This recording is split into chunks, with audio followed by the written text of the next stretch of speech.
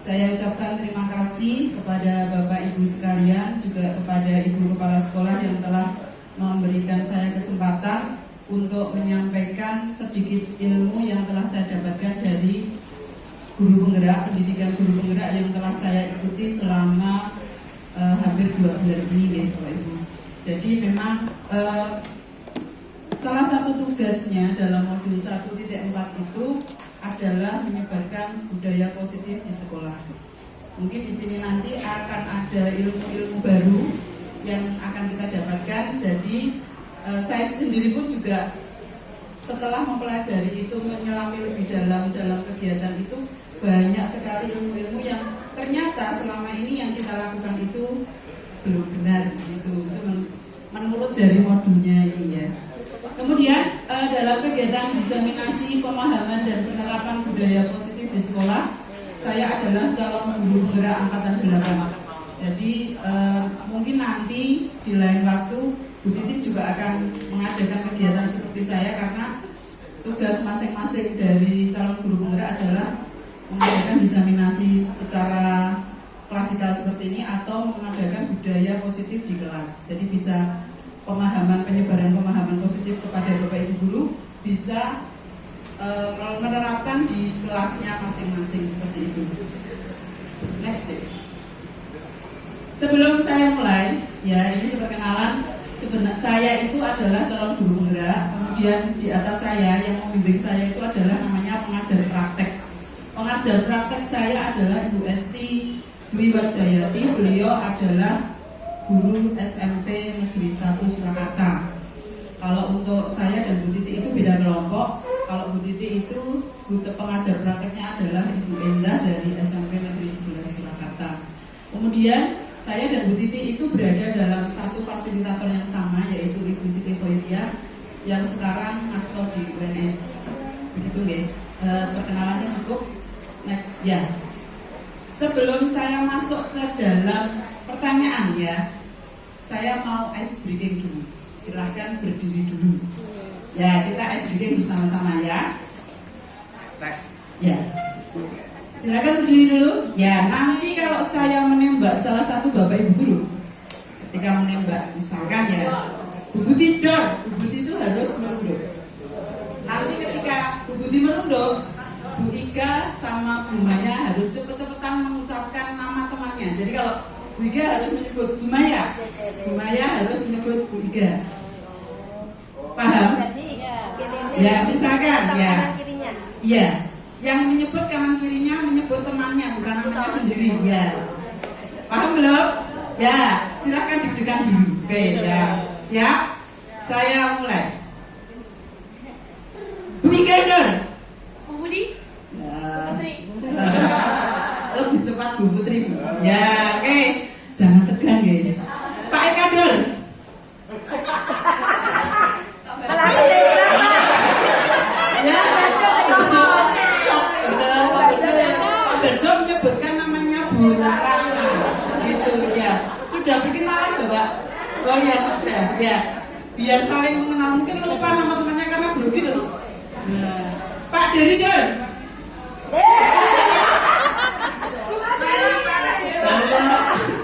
Pak Dery dor.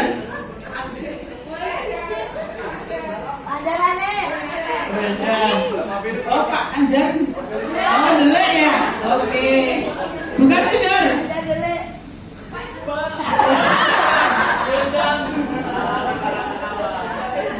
Mbak Erna dor. Tulis.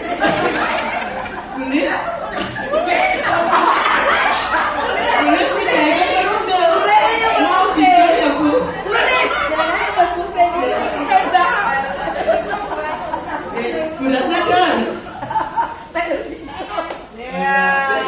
Oh ya, Pak terpesona. Bu Ella dor. Pertiming. Bu Putri kaget. Ya. Bu Endang dor.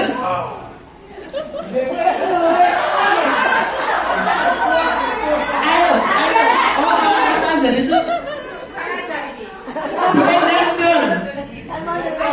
Oh ya, bekasnya pokoknya tepat sekali. Siapa lagi ya? Pak Eka dong.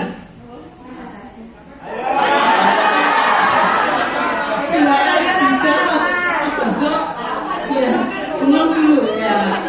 Mas Bajo dor.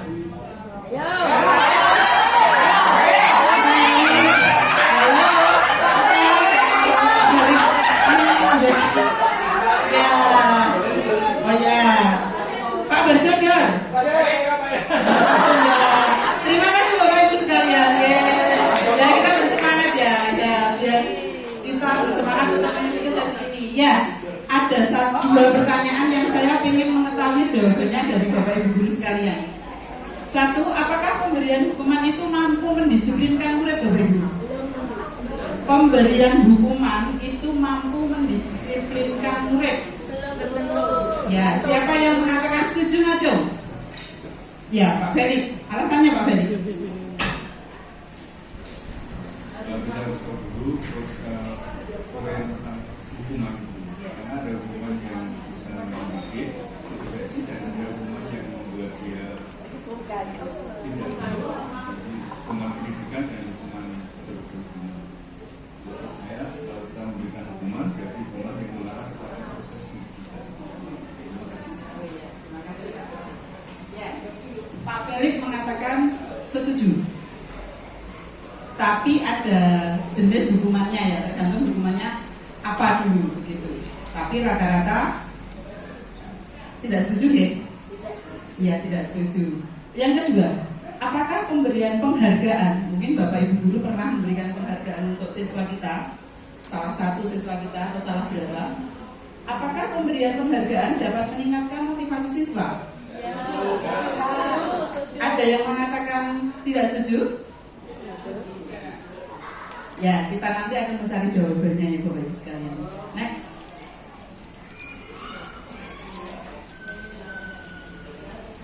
Konsep inti budaya positif. Jadi ada 8 konsep. Yang pertama adalah perubahan paradigma belajar. Yang kedua adalah disiplin positif. Yang ketiga nilai-nilai kebajikan. Yang keempat kebutuhan dasar manusia. Yang kelima motivasi perilaku manusia. Yang keenam posisi kontrol guru. Yang ketujuh keyakinan kelas, dan yang kedelapan segitiga restitusi. Itu adalah nanti yang akan saya sampaikan sedikit saja nih masing-masing. Yang next, yang pertama kita akan pembelajaran dengan paradigma baru. Untuk tahun ini kita akan memasuki kurikulum merdeka untuk 2 jenjang, yaitu kelas 7 dan kelas 8. Selama 1 tahun kemarin yang mengajar kelas 7 mungkin akan mengalami perubahan dalam pembelajaran, perubahan dalam jadwal dalam 1 tahun pembelajaran. Di sana ada intrakurikuler yang pembelajaran kita di dalam kelas, kokurikuler yaitu apa? Yang kita sudah melaksanakan 3 kali dalam 1 tahun, yaitu P5. Benar sekali Bu Nani sama Bu Arlia. Program P5 itu adalah pembelajaran kokurikuler, di mana di sana ada 3 tema yang kita angkat dalam 1 tahun. Kita kemarin tema pertama apa?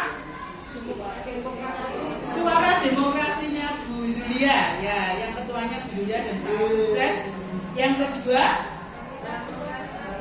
bangunlah jiwa dan raganya yang diketuai oleh Pak Danu. Dan yang ketiga adalah gaya hidup berkelanjutan yang banyak sekali kegiatannya seperti mural, ekoprint, dan lain sebagainya yang diketuai oleh Pak Surya.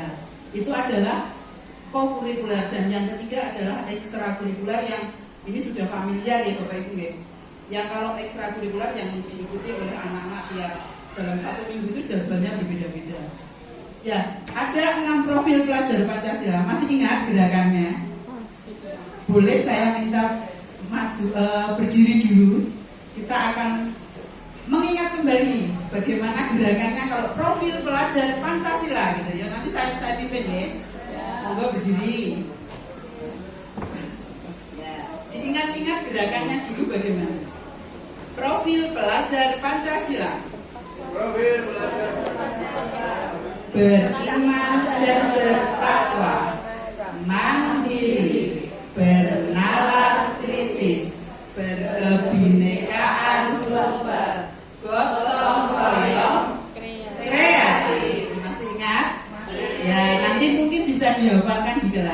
Oke, silahkan duduk kembali. Pembelajaran paradigma baru atau kurikulum merdeka merupakan pembelajaran yang berorientasi kepada penguatan kompetensi dan karakter yang sesuai dengan profil pelajar Pancasila. Diharapkan anak-anak kita selain kompetensinya dia berkembang, dia juga memiliki karakter yang baik. Ki Hajar Dewantara itu yang kita tahu sebagai Bapak Pendidikan Indonesia.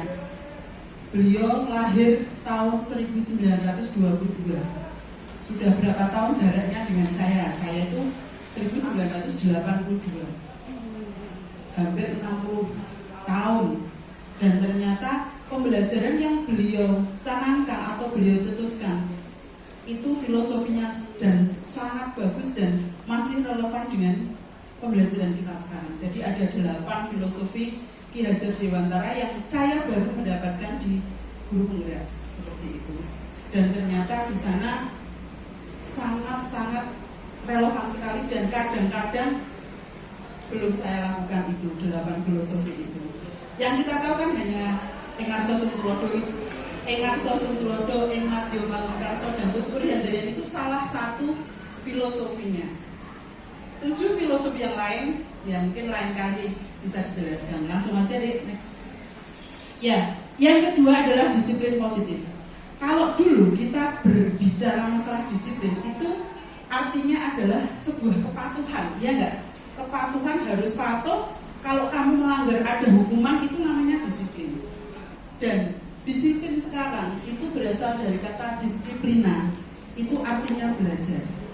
Jadi apakah memberikan hukuman telat 5 menit kamu membersihkan itu rumput-rumput dijabuti ya selama 20 menit, itu sebenarnya sangat tidak relevan dengan filosofinya Ki Hajar Dewantara. Ya, dan ini masih kita lakukan. Gini ngomong gini? Iya, betul. Sebenarnya anak itu adalah jiwa yang murni mereka itu. Apalagi anak-anak SMP nih. Anak-anak SMP itu baru keluar dari SD, masih jiwa anak-anak sekali. Dan tugas kita itu adalah menuntun, bukan menuntut. Begitu. Jadi kita memang harus belajar sesuai dengan filosofinya Ki Hajar Dewantara itu. Disiplin positif adalah salah satu cara penerapan disiplin yang bertujuan menumbuhkan kesadaran serta memberdayakan murid tanpa imbalan penghargaan, ancaman maupun hukuman. Kadang-kadang kita kan memberikan penghargaan itu mungkin eventnya berbeda-beda. Misalkan dia mendapatkan nilai tertinggi dalam ulangan. Kalau Bapak Ibu guru memberikan reward atau memberikan hadiah itu biasanya di depan kelas. Kemarin yang mendapatkan nilai tertinggi ulangan IPA adalah si A. Diberikan di kelas, nopo penjenengan panggil dia Mbak, nopo gimana? Oh, di kelas. Sebenarnya ya, itu kemarin baru saya mendapatkan pencerahan dari kegiatan kemarin sore saya kan. Dan wanita kemarin belirit karena ada Google Meet ya saya itu. Itu ternyata di sana penghargaan itu bisa mematikan kreativitas, bisa menyebabkan iri teman yang lain kalau dia diberikan di depan kelas. Dan ternyata ada bentuk penghargaan yang kita bisa memberikan secara pribadi. Mungkin untuk lain kali, kalau mungkin niat kita itu biar anak-anak lain termotivasi nih. Iya, itu juga saya juga melakukan seperti itu kadang-kadang. Tapi ternyata pemberian penghargaan secara langsung gitu ya, secara di depan teman-temannya itu bisa menimbulkan dampak yang tidak baik seperti itu. Jadi antara lain mungkin merasa dibandingkan, mungkin anak merasa ya inilah aku ini. Ada juga anak yang misalkan, ayo siapa yang bisa menjawab, itu anak biasanya hadiahnya apa Bu? Gitu. Biasanya kan ada yang seperti itu kalau kita kadang-kadang memberikan. Itu niat kita sebenarnya biar anak termotivasi, tapi ternyata anak itu mau bekerja kalau ada sesuatu seperti itu. Yes. Ya. Nilai-nilai kebajikan. Nilai kebajikan itu adalah nilai-nilai yang disepakati bersama, lepas dari suku bangsa, agama, ras dan lain sebagainya. Di sini contoh nilai kebajikan dalam institusi itu ada 3. Yang pertama profil pelajar Pancasila yang 6 tadi. Kemudian secara dari IBO Primary Years Program itu ada toleransi, rasa hormat, integritas, mandiri, menghargai, antusias, empati, keingintahuan, kreativitas, kerjasama, percaya diri, dan komitmen. Kemudian keterampilan hidup atau life skills itu adalah dapat dipercaya, lurus hati, pendengar yang aktif, tidak merendahkan orang lain, memberikan yang terbaik dari diri. Itu adalah nilai-nilai kebajikan yang dapat kita pelajari, yang sudah saya pelajari dalam modul 1.4. Next. Ada kebutuhan dasar manusia. Kebutuhan dasar manusia adalah segala sesuatu yang kita lakukan untuk mendapatkan apa yang kita inginkan. Seluruh tindakan yang akan kita lakukan memiliki tujuan tertentu dan semua usaha terbaik yang kita lakukan adalah dalam rangka agar kebutuhan yang kita inginkan tercapai dengan baik. Next. Ada 5 kebutuhan dasar manusia. Yang pertama adalah bertahan hidup, yaitu ada makanan, pakaian, tempat tinggal, dan lain sebagainya. Kemudian kebebasan. Setiap anak atau setiap diri kita pasti akan pengen memiliki kebebasan, tidak dikekang dengan aturan-aturan yang budet gitu ya, atau yang rumit sekali. Itu adalah kebebasan, mandiri, memiliki pilihan, mencoba hal baru, dan mampu mengendalikan. Kemudian untuk kasih sayang dan rasa diterima, itu adalah rasa diterima, dipedulikan, bisa berbagi, dan menjadi bagian dari kelompok. Kemudian untuk kesenangan itu bermain, humor, antusias, dan penguasaan itu harga diri, keinginan untuk dianggap bisa memimpin. Ya, kadang-kadang anak itu di kelas itu sok caper dengan kita, itu sebenarnya mereka mungkin merasa pengen dihargai atau pengen diterima di kelompok itu. Saya itu ketika menghadapi Davidnya Mbak Dani, itu Davidnya Mbak Dani karena wali kelasnya Mbak Dani ya. Saya pada saat awal-awal ya mengetahui David itu anaknya kan seperti itu mungkin beberapa kali memang saya memberikan hukuman kepada dia.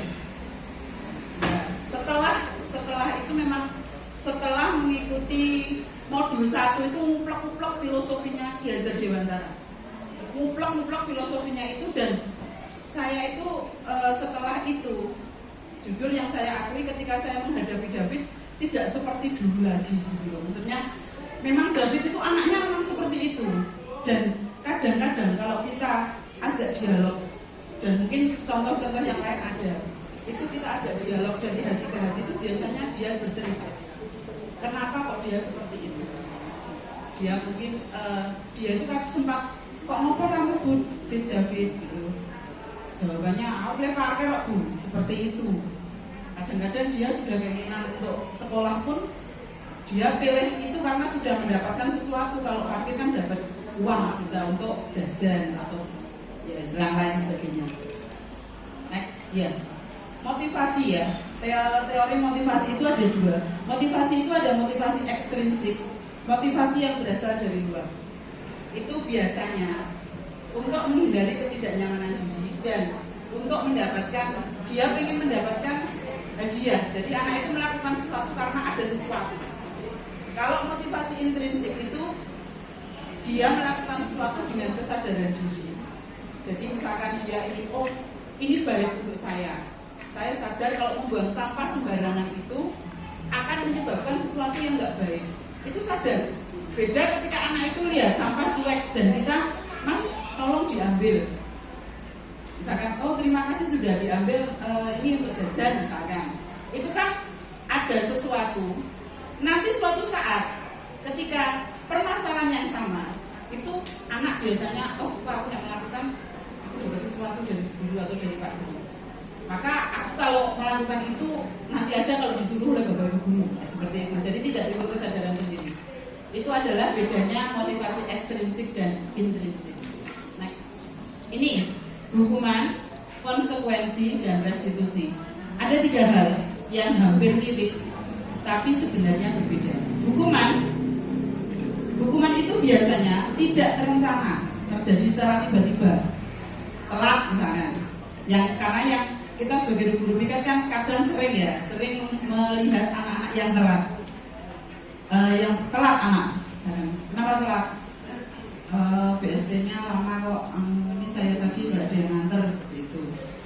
Oke, karena kamu telat, sini dulu, kamu bersihkan itu dulu. Itu atau mungkin yang terlintas apa? Misalnya, kamu lari mengelilingi lapangan itu, misalkan. Itu biasanya hukuman itu bersifat tidak terencana dan satu arah. Satu arah itu anak tidak ada kesempatan untuk membela diri, atau anak tidak ada kesempatan untuk mengemukakan kenapa kok dia telat seperti itu. Bersifat satu arah, bisa berupa hukuman fisik, psikis itu kadang-kadang membuat anak itu trauma, itu namanya hukuman psikis ya. Bapak Ibu guru, mungkin saya sendiri, saya itu kadang-kadang kita kan lidah itu nggak bertulang. Apa yang kita keluarkan dari lidah, kadang-kadang kita tidak menyadari kalau kata-kata kita itu adalah menyinggung orang lain. Ini juga perhatian untuk saya. Jadi kalau saya ngomong sebisa mungkin tidak menimbulkan bekas atau tatu dalam hati teman-teman saya atau hati anak-anak saya. Jadi kalau misalkan kita memberikan apa yang kita ucapkan, itu kalau bisa jangan menimbulkan trauma psikis ya. Anak itu ternyata ya memang kodratnya seperti itu. Anak itu memang salah satu filosofi itu mengatakan kodrat anak itu adalah bermain. Jadi kalau Bapak Ibu guru mau mulai pembelajaran itu main dulu nggak apa-apa, karena kodrat mereka mesti senang diajak main. Jadi dan beberapa kali memang saya itu ketika sebelum pembelajaran ya udah kayak mainin terus kayak jadi kebiasaan. Bu Anis main dulu ayo sebelum pembelajaran. Itu ya yang seperti itu namanya anak ya pinginnya main tok gitu ya. Itu kalau konsekuensi itu bersifat terencana. Jadi dia disepakati sesuai aturan. Kalau kamu berbuat ini salah, konsekuensinya adalah ini dan ini harus kamu lakukan. Kalau ini nggak lakukan gitu. Itu murid tetap dibuat tidak nyaman. Namanya konsekuensi itu. Misalkan dia nggak sengaja memecahkan vas bunga misalnya, kan sudah menjadi kesepakatan kelas. Kalau nanti ada yang memecahkan vas bunga, maka dia wajib mengganti. Kesepakatannya anak memecahkan. Nah, itu berarti dia harus melakukan konsekuensinya. Oh, berarti kalau aku memecahkan, aku nanti harus menggantinya dengan uang saya atau saya minta kepada ibu saya seperti itu. Dan guru harus memonitor murid. Kalau untuk restitusi itu kemarin saya di salah satu hari ya, saya mencoba menerapkan segitiga restitusi ini. Salah satu tugasnya adalah menerapkan segitiga restitusi dalam menghadapi para siswa seperti itu. Restitusi itu apa? Proses menciptakan murid, kondisi bagi murid untuk memperbaiki kesalahan. Jadi ketika anak itu salah, misalkan dia bertengkar dengan temannya, kita ya sebagai guru nanti ada posisi kontrol ya. Nanti ada posisi kontrol yang kita akan tahu berada di manakah kita. Itu nanti aja ya, karena berlanjut ke situ. Dan restitusi itu proses kolaboratif yang mengajarkan murid. Jadi kita tidak mendikte murid, tapi anak dituntun untuk menyadari kesalahannya dan dia harus bisa mencari solusinya sendiri. Next. Ya, hukuman atau konsekuensi. Nah, sekarang saya baca yang pertama. Anak dihukum menulis, udah ada kata hukuman ya, disuruh seharusnya.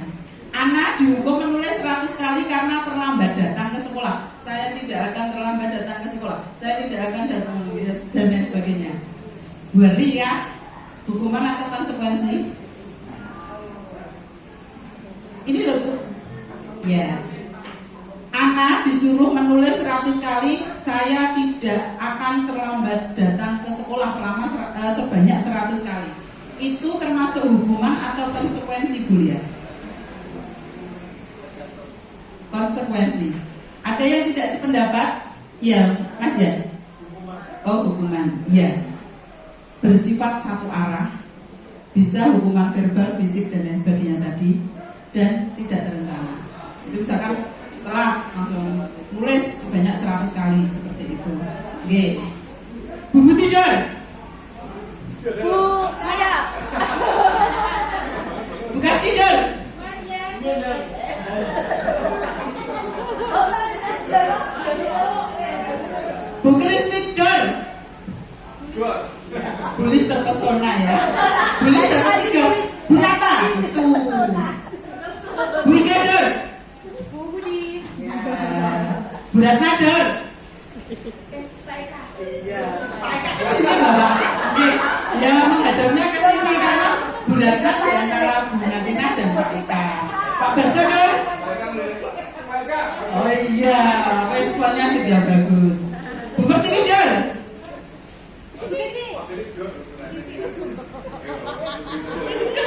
Ya, ya, kita konsentrasi kembali ya. Ya, next. Oh, yang kedua, akan membersihkan meja karena telah menumpahkan minumnya Randy. Konsekuensi betul sudah bisa memahami. Yang ketiga, Ardi disuruh berlari mengelilingi ruangan karena tidak memakai sepatu barion. Bukan, sudah bisa membedakan ya. Ya, next. Ya, 5 posisi kontrol guru. Dimanakah kita biasa ada di sana? Nah, yang pertama adalah penghukum. Kamu selalu kayak gini. Yang kedua, pembuat rasa bersalah. Yang ketiga, dia berposisi sebagai teman kita misalkan ya. Yang keempat, pemantau. Dan yang kelima adalah manajer. Kita akan bahas salah satu. Yo next. Kasusnya adalah murid tidak memakai sepatu barion. Posisi penghukum itu ngomongnya itu cabutin rumput yang ada di taman selama 30 menit. Nah, itu adalah posisi kita sebagai penghukum. Ya, maaf gitu. Ya, karena memang seperti itu. Ya, jadi ada ketika murid kita datang ke sekolah kan garda terdepan itu adalah guru piket ya. Kalau Yayu ada yang ngepasi, kalau nggak ada ya ada guru-guru yang lain seperti itu. Ya, ketika kita berada pada posisi penghukum ya seperti itu kalimatnya. Kamu harus dicabuti itu rumput yang ada dari gerbang sini sampai mau ke parkir selama 30 menit, tidak boleh ikut jam pertama, cabuti dulu rumput yang ada. Biasanya adanya agak tinggi, menghadik gitu ya, dan mungkin dari wajah ya untuk mencerong gitu ya, seperti itu. Itu memang posisi penghukum itu paparannya seperti itu. Yang kedua adalah pembuat rasa bersalah. Contoh saya pernah gitu ya, misalkan ada sampah di depan kelas, Mas atau Mbak, siapa guru piketnya ya? Bu itu tolong dibersihkan, cepet toh, nanti kalau Bu Yayu lewat loh. Nah, itu anak-anak rasa bersalah itu nyata dan saya pernah melakukan itu. Jadi langsung mengizinkan. Enggak, maksud saya kita membuat anak merasa bersalah. Kalau saya nggak mau bersihkan nanti Bu Yayu lewat saya ditegur gitu ya. Itu bisa anak bisa ke saya juga. Saya membuat anak itu merasa biar dia segera piket gitu loh. Cepet toh, nanti kalau Bu Yayu lewat loh. Nah itu kadang-kadang gitu. Gitu betul. Ya, ya. Misalkan mau apa gitu ya, mungkin keadaannya ya seperti itu. Itu adalah pembuat rasa bersalah. Yang ketiga, kasus murid tidak memakai atribut lengkap saat upacara. Jika kita sebagai teman, ya, guru sebagai teman anak itu salah satu kata-katanya, ayo dong ikuti aturan sekolah. Tolong bantu Bapak Ibu ya, sekali ini saja kamu nggak melanggar peraturan sekolah. Ya sudah, tidak apa-apa. Lain kali jangan berbuat seperti itu lagi ya, Bu Lewi. Ya, kayaknya ini guru BK saya kayak gitu ya. Tolonglah kamu sekali ini aja loh kamu salah. Lain kali nggak boleh loh ya. Itu. Ya ini pripun Bu? Apakah juga pernah mengatakan seperti itu? Iya, gitu. Iya, jarang ngumpan karena memang jadi memang ada 5 posisi dan kita bisa menempatkan diri kita dimanapun. Yang keempat adalah pemantau. Pemantau itu kata-katanya seperti ini. Kamu sudah melanggar aturan sekolah. Kamu tahu kan konsekuensinya? upacara kamu beli atribut lagi dan jangan diulangi lagi. Nanti kalau kamu habis ini ya kamu temui Bu Budi. Apa yang kurang atribut, mungkin ada sabuk atau ada kaos kaki yang salah gitu ya. Nanti kamu beli dan besok langsung sudah dipasang loh ya. Itu posisinya pemantau seperti itu. Dan yang kelima adalah manajer. Nah, ini adalah posisi yang paling bagus. Jadi ketika anak itu berbuat salah, dia ditanya, kita menanyakan, kamu sadar nggak kalau kamu berbuat salah? Iya Bu, sadar. Apa kesalahan yang kamu lakukan? Ya kita rodo alon. Memang nadanya memang gitu. Jadi kita menstabilkan identitas anak. Dia itu sadar kalau dia berbuat salah. Terus ditanyakan, apa tindakan kesalahanmu? Saya tidak memakai sepatu baru karena kemarin hujan. Tapi kamu sadar kalau tidak memakai sepatu warrior itu melanggar peraturan. Sadar. Itu anak tahu. Terus kita menanyakan keyakinan. Kamu tahu nggak keyakinan kelas kita? Kamu tahu nggak aturan di sekolah kita? Apa aturannya? Memakai sepatu warrior ketika bersekolah. Terus kalau kamu sudah berbuat salah, apa solusinya kalau kamu tidak memakai sepatu warrior? Besok saya akan memakai Bu, gitu ya. Saya tidak akan mengulanginya lagi dan besok saya akan memakainya. Kita berposisi di manajer seperti itu. Tidak harus menjadi Bu Yayu dulu baru berposisi sebagai manajer, tapi kita lagi kepala sekolahnya kan Bu Yayu. Kepala sekolahnya kan Bu Yayu. Manajer itu tidak harus menjadi kepala sekolah dulu, tapi guru bisa berperan sebagai manajer, begitu. Jadi kita kadang sebagai penghukum pernah, saya juga pernah, sebagai teman juga pernah, sebagai pembuat rasa bersalah juga pernah, sebagai pemantau juga pernah, dan sebagai manajer kita belajar ya, karena ternyata ketika berperan sebagai manajer itu ya tidak semua anak bisa ya, tidak semua anak bisa karena mereka memiliki latar belakang yang berbeda-beda, dan kita tidak bisa memaksakan orang lain itu sama dengan kita. Kita punya cara pandang A gitu ya. Nggak bisa kita memaksa Pak Danu, memaksa Pak Eka untuk sama dengan saya. Tetapi kita mencoba berpikiran terbuka kalau teman saya itu memiliki pandangan lain, dan kita mencoba untuk memandang cara pandang orang lain itu dengan cara pandang yang positif. Dan kita nggak boleh memaksakan kalau cara pandang kita yang paling benar, nggak boleh. Kita nggak bisa mengontrol orang lain seperti itu. Oke, next. Saya bertanya, posisi kontrol apakah aku? Ya, saya kecewa sekali dengan kamu. Beda. Saya merasa kecewa sekali dengan kamu. Kok kamu begitu toh? Misalnya. Itu posisi kontrol apa kira-kira? Membuat rasa bersalah benar sekali. Jadi kalau monggo Pak.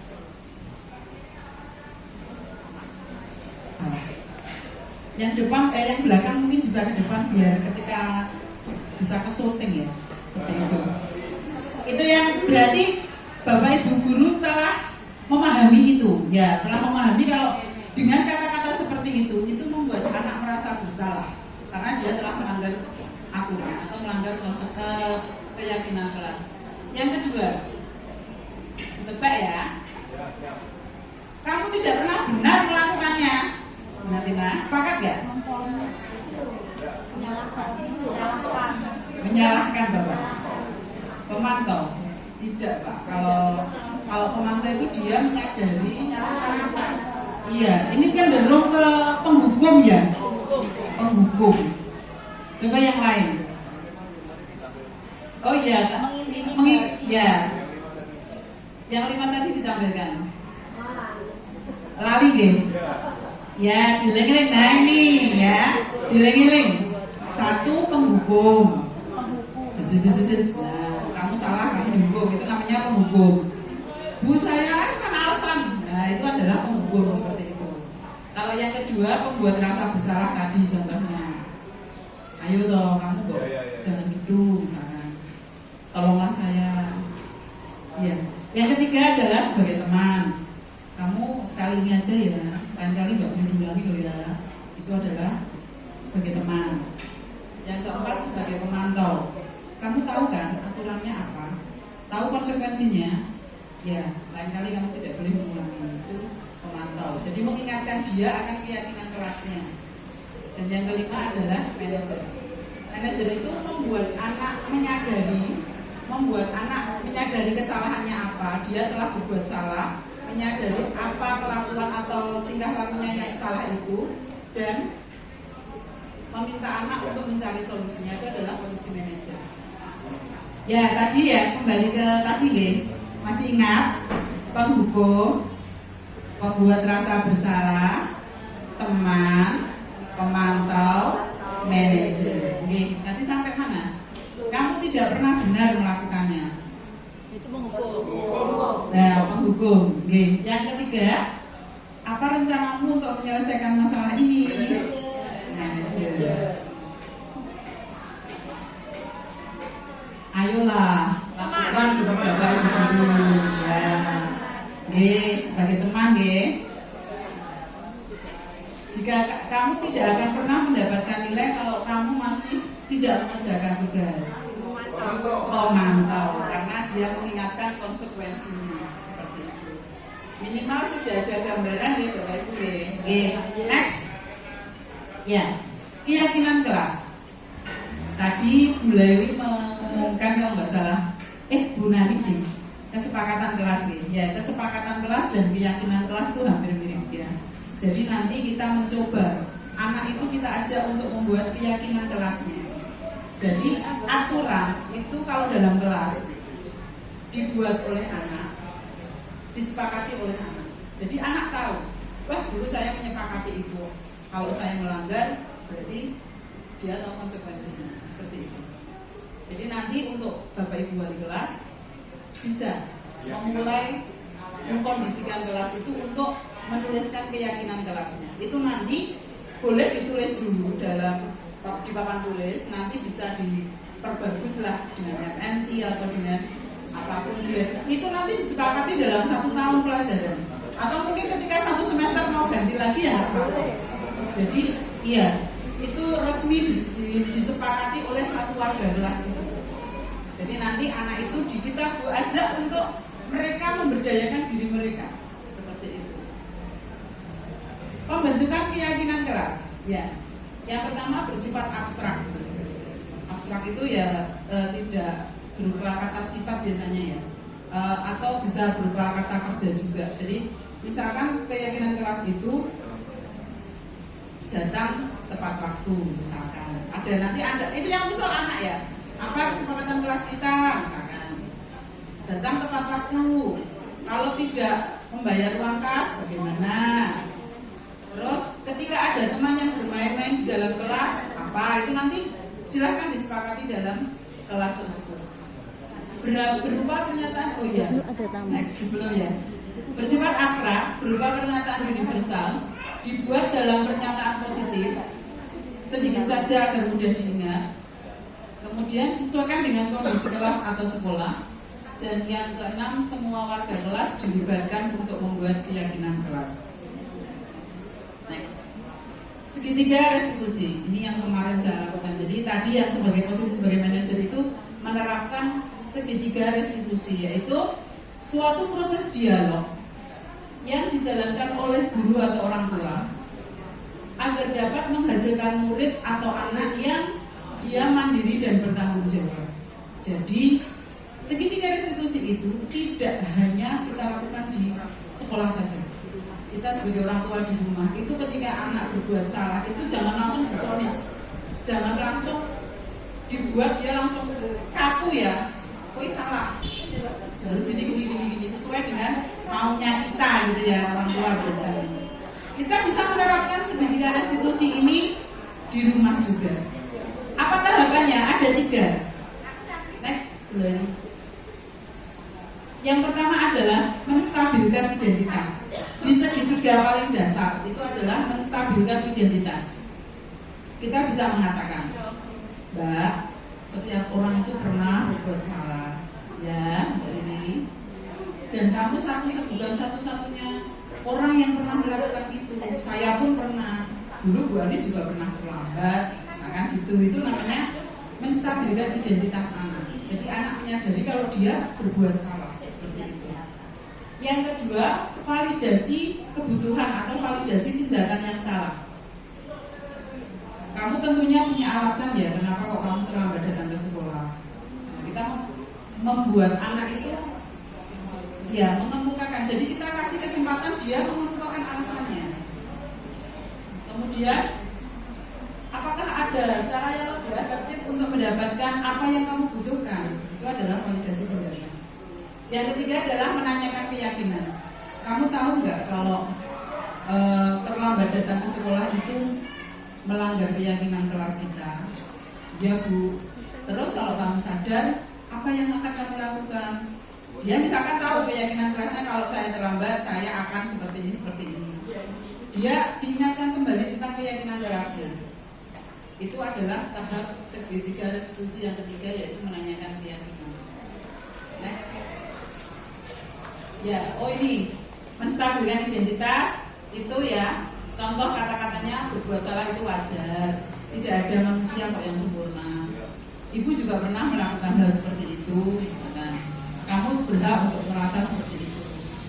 Yang kedua adalah validasi tindakan yang salah. Itu kamu pasti memiliki alasan untuk mengapa melakukan itu. Padahal kamu bisa melakukannya dengan yang lebih buruk ya, seperti itu. Atau lebih buruk dari itu. Kamu melakukan karena kamu mempertahankan sesuatu ya, misalkan seperti itu. Jadi kemarin kasus yang saya angkat itu, saya ada satu anak yang dia itu pekerjaannya selalu dicontek temannya. Dia marah-marah kepada temannya. Terus dipanggil, ya, saya dengar dari laporan kamu bahwa kamu bertengkar dengan si A ya. Ya Bu, kenapa kok kamu melakukan itu? Ya, karena saya nggak terima loh, saya itu gini ya, seperti itu. Itu namanya tahap menstabilkan identitas. Oh, berarti dia sadar kalau dia salah. Kamu tahu, tentunya punya alasan ya kenapa kok kamu melakukan itu. Ya Bu, dia itu nggak pernah ini loh Bu, nggak pernah mengerjakan dari rumah loh. Dia selalu jaga ke saya seperti itu. Saya marah-marah no. Saya datangi dia, saya marah-marah, saya gebrak mejanya. Misalkan itu. Nah, kemudian kalau ini yang menanyakan keyakinan ya. Menanyakan keyakinan itu, kamu tahu kan keyakinan kelas kita? Kira-kira keyakinan kelas apa yang mau melanggar? Kemudian apa yang akan kamu lakukan untuk menyelesaikan masalah itu? Itu adalah menanyakan keyakinan. Next. Penutup ya. Saya bacakan aja. Dalam penerapan program disiplin positif, hendaknya guru memiliki standar kepribadian, profesional dan sosial yang baik, di mana guru mampu merefleksi dirinya sendiri dalam posisi kontrolnya saat ini, bagaimana perjalanan dirinya menjadi among yang menuntun muridnya, menjadi insan yang mandiri, merdeka dan bertanggung jawab. Jadi ada 3 kompetensi di sana, yaitu kompetensi profesional, kompetensi kepribadian, dan kompetensi sosial. Itu adalah sangat cocok. Sistem among itu adalah salah satu filosofi belajar di Untara. Next. Terima kasih atas perhatiannya. Sangat atas kesempatannya. Monggo Bapak Ibu guru yang usianya masih muda, kemudian belum ke 50 tahun ke atas, mohon maaf ya.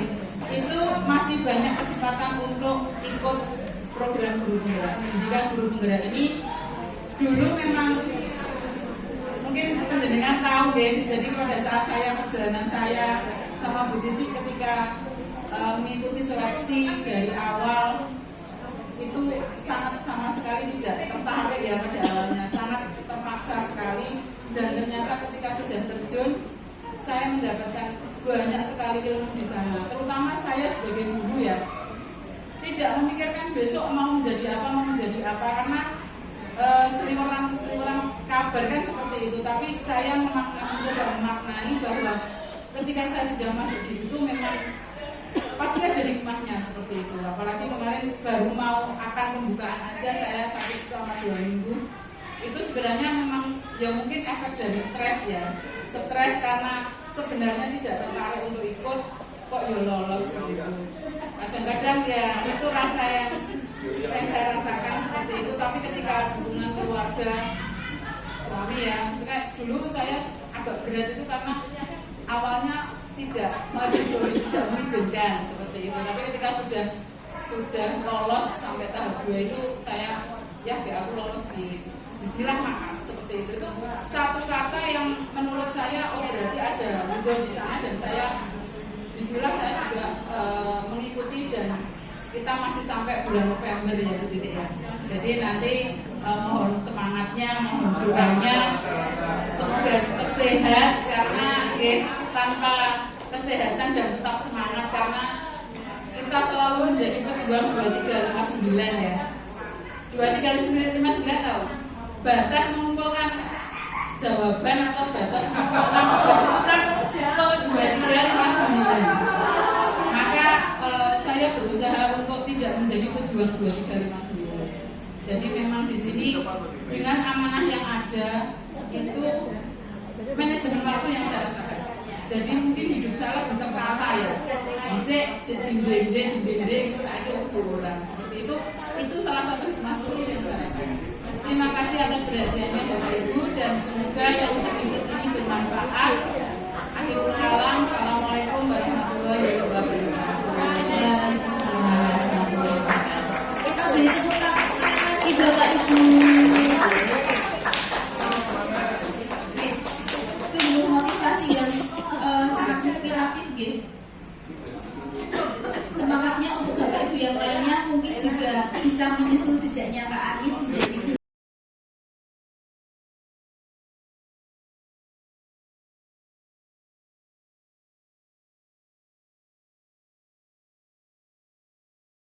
Assalamualaikum warahmatullahi wabarakatuh.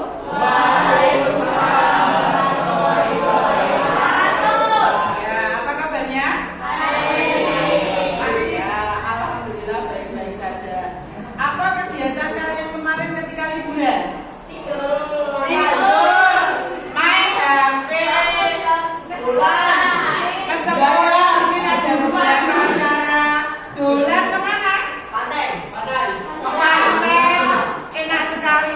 Dulu tetap masuk. Tapi tidak apa-apa. Nyasar ini ngapain? Tahu ya. Oke, baiklah. Sebelum pembelajaran kita mulai, mari kita berdoa agar pembelajaran kita berjalan dengan lancar. Silakan salah satu memimpin doa. Dimas Bita. Silakan memimpin.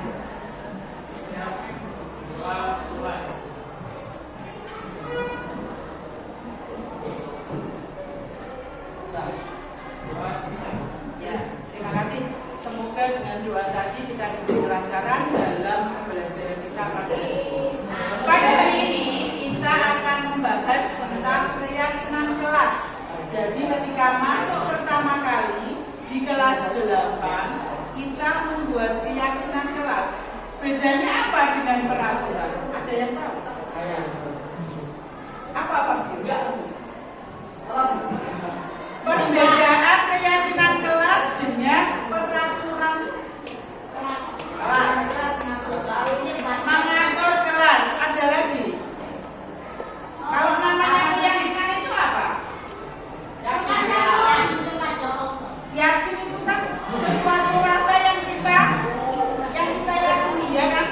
Jadi itu keyakinan kelas itu adalah sebuah kalimat.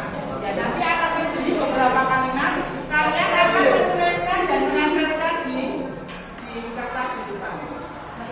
Jadi nanti perbedaan keyakinan dan peraturan adalah kalau keyakinan itu dibuat oleh anggota kelas tersebut, diyakini oleh anggota kelas tersebut, dan harus dilaksanakan oleh anggota kelas tersebut. Misalkan ketika kelas 7 kemarin kalian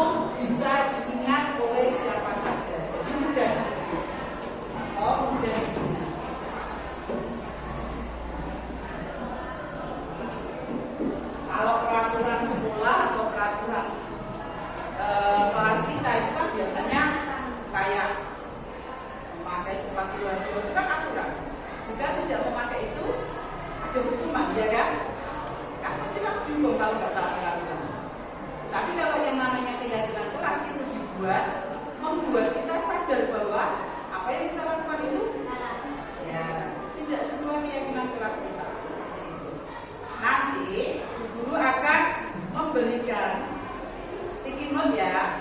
Nanti tiap satu orang itu akan menuliskan keyakinan kelasnya. Ya, boleh dibagi ke belakang, boleh. Ini dibagi ke belakang. Warnanya sesuka ini aja ya, seadanya ya. Boleh satu orang warnanya berbeda-beda.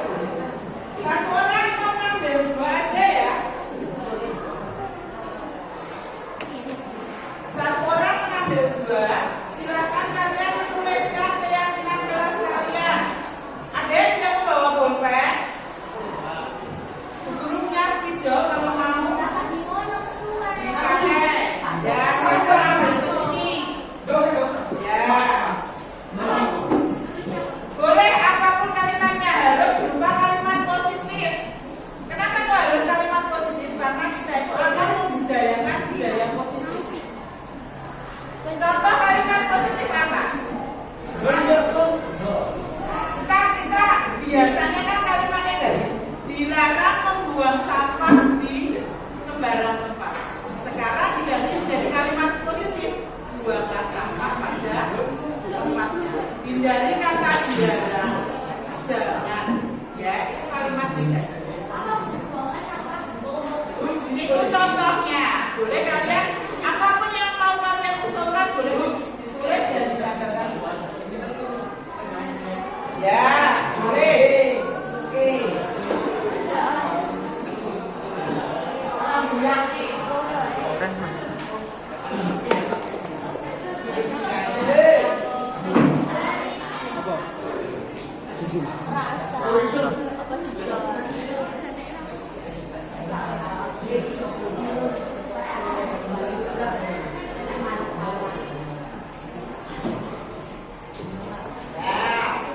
Yang sudah selesai kalian boleh menempelkan sesukanya. Ya.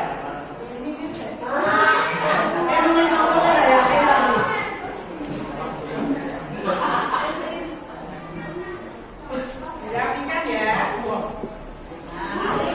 Urutkan. Boleh.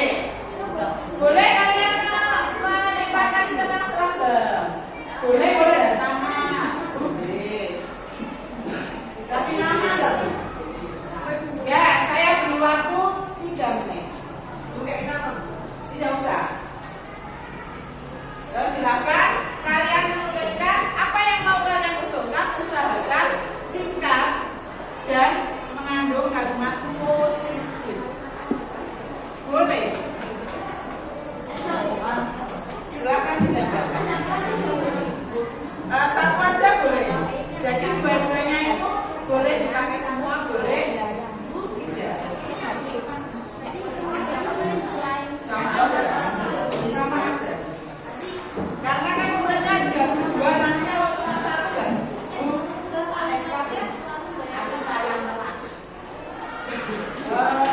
Silakan, tapi ditulis aku sayang kelas.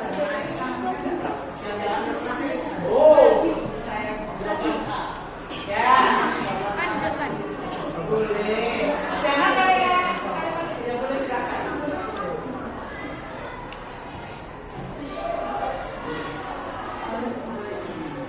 Contoh. Ayo silakan, boleh silakan untuk menuliskan.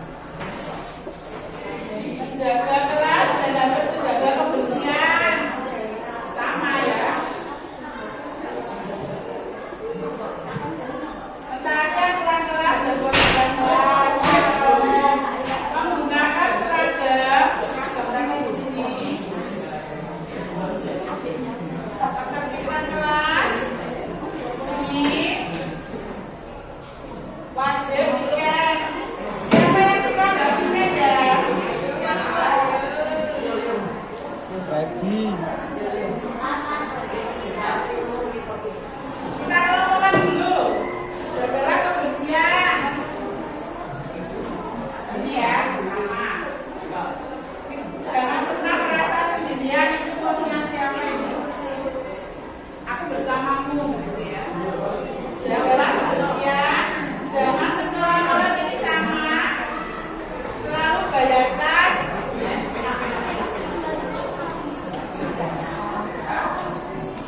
Bayar kas.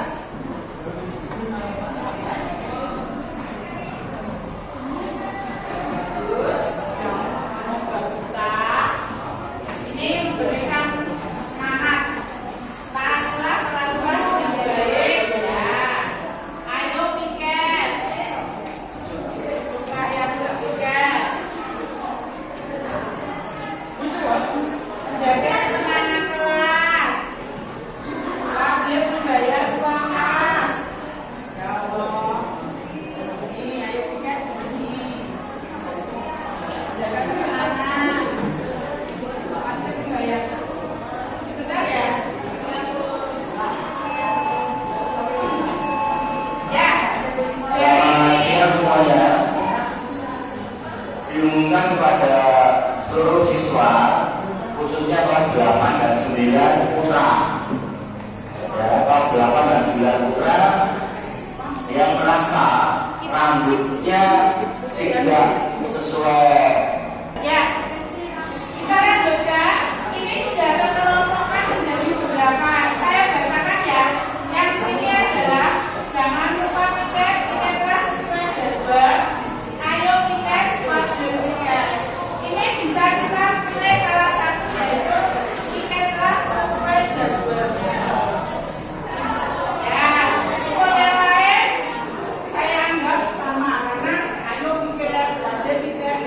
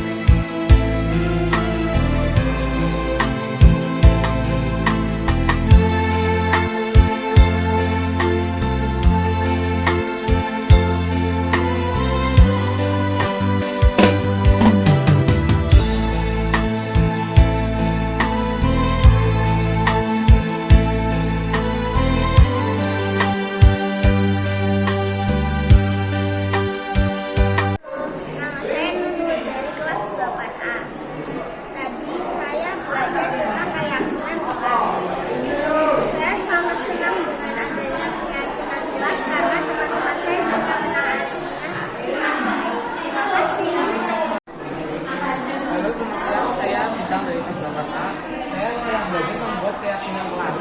Saya sangat senang karena teman-teman saya sangat kreatif dan keyakinan ini, dan mereka sangat mentaati pesan-pesan yang ada di sini. Terima kasih. Semuanya, namaku Aura. Jadi hari ini saya membuat keyakinan kelas bersama teman-teman saya. Dan di sini teman-teman saya sangat kreatif dalam membuat keyakinan kelas. Terima kasih. Saya Alessia dari kelas 8A. Kali ini saya belajar membuat keyakinan kelas bersama teman-teman saya. Hari ini saya juga sangat senang karena bisa berbagi motivasi dan juga keyakinan sesuai kepercayaan